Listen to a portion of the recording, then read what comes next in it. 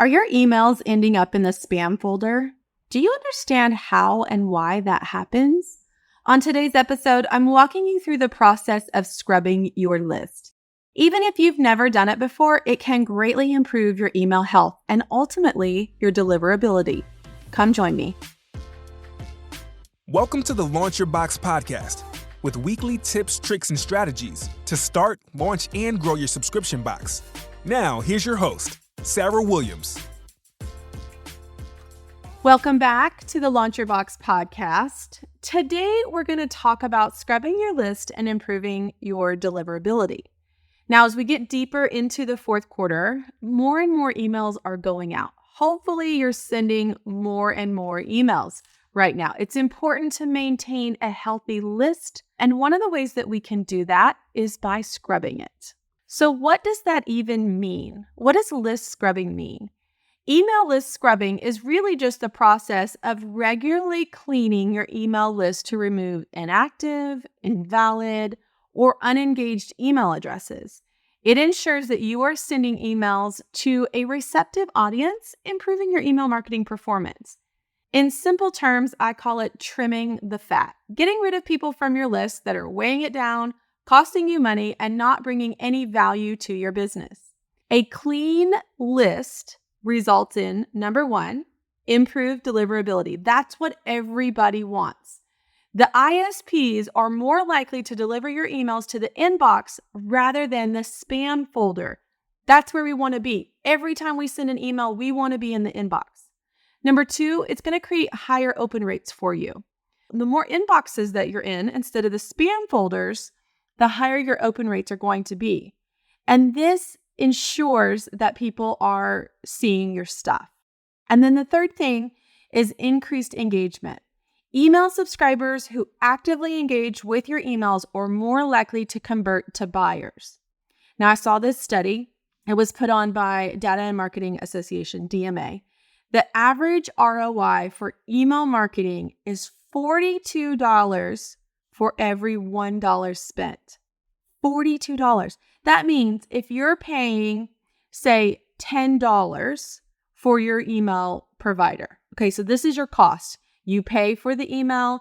As your list grows, it costs more. So for every $10 that I'm paying for my email provider to send emails, I'm going to get back $420 for every 10. So for every $1 you spend, the average ROI for email marketing is $42. That is powerful. Y'all, your email list is like your ATM. You put the content in and money comes out. All right? Not scrubbing your list can result in list decay. Now, list decay refers to like the gradual decline in the quality of your email list over time. It happens when your list kind of accumulates inactive or unengaged subscribers, invalid email address, and there's other issues that cause list decay. Let's talk about that a little bit because what we don't want is our list to have list decay. So here's what list decay is. Email bounces. Have you ever looked at your bounce rate when you send an email? Bounced emails occur when the recipient's email address is invalid, no longer exists, or their mailbox is full. These can be hard bounces or soft bounces, and they can negatively impact your sending reputation. When you have negative impacts on your sending reputation, that's when you hit the spam folder, okay? Number two, inactive subscribers. Inactive subscribers are individuals who have subscribed to your emails, but they have not engaged in your content or opened your emails for an extended period of time. Their lack of engagement or lack of activity can signal a loss of interest in your email, okay? Which will hurt your deliverability.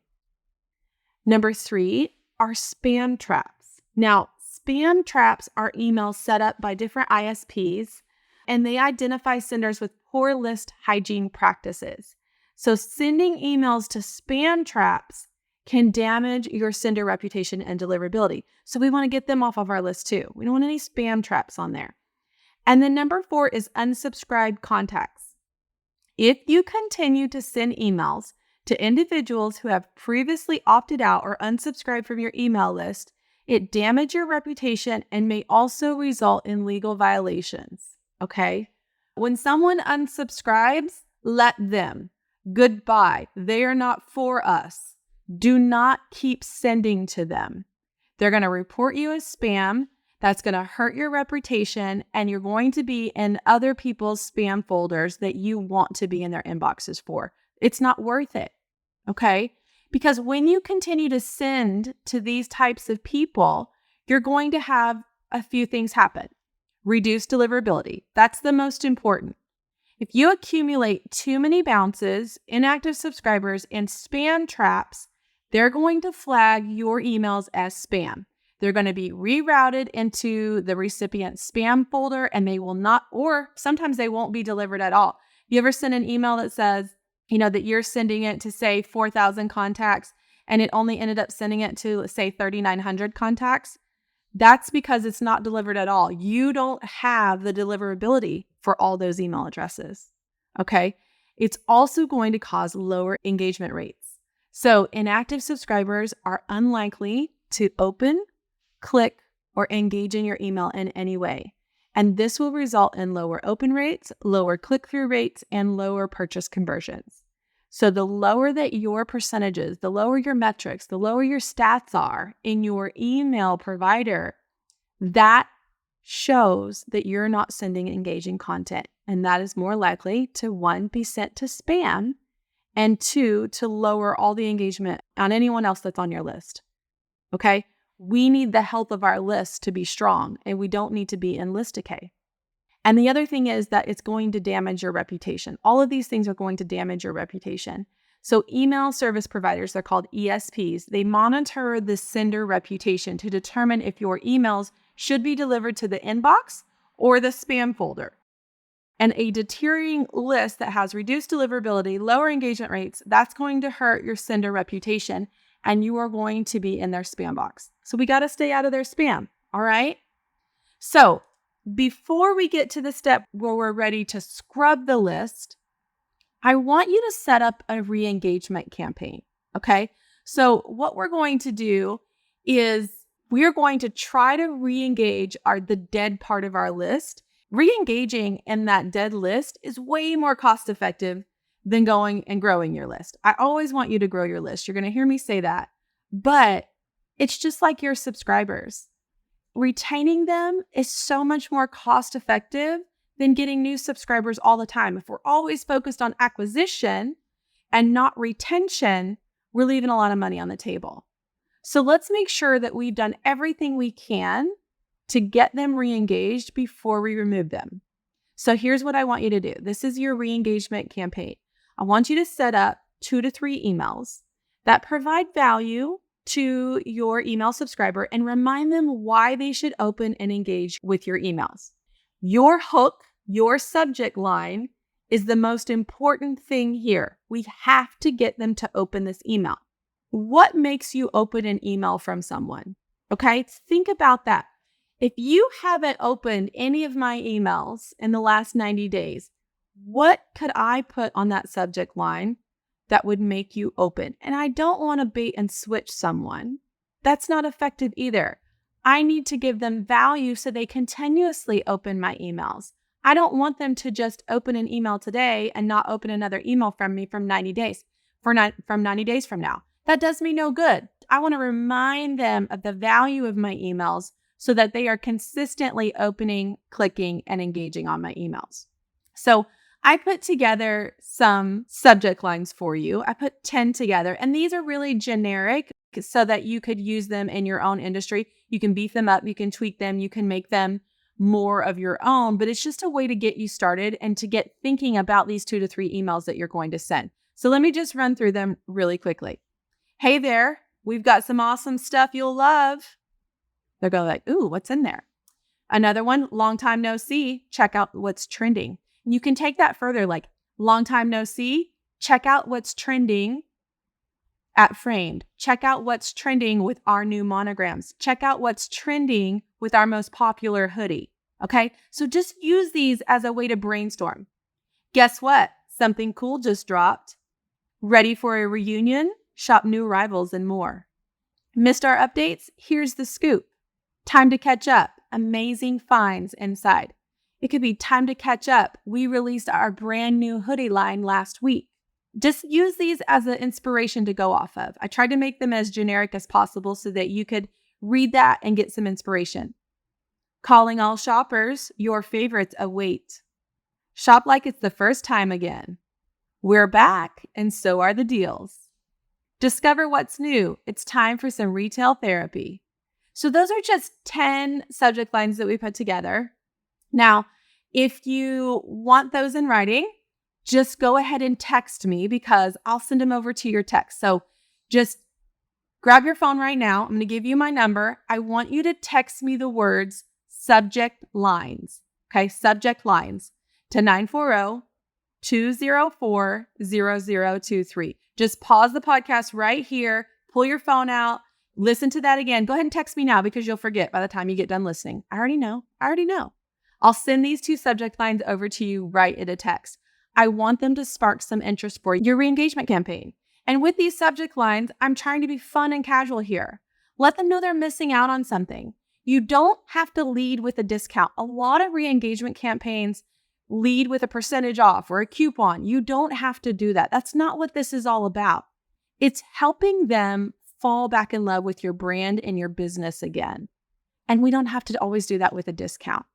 The goal within re-engagement campaign is to get them to open the email and click over to your website. This will re-engage them on your list. Okay? I love to segment an unengaged list and note how many people are on that segment before I send out this re-engagement campaign. And then I take a look back at that number before I scrub my list. So I'm looking at, okay, if I were to run a segment right now of anyone that hasn't engaged with me with a certain amount of time, and I'm going to walk you through that in just a minute, and say that number is 2,384 people. I'm like, okay, I have an opportunity to re-engage 2,384 people. I'm going to run my re-engagement campaign. I'm going to send 2 to 3 emails, maybe over a week's time period. Going to come back next week and I'm going to run that segment again. And I'm hoping it's considerably less. I'm hoping that I have re-engaged a big portion of that list. Okay, so you got to see those numbers before you send that re-engagement. That's what I'm trying to say. Take a look at those numbers so you can see the progress that you've made with your re-engagement campaign. Now,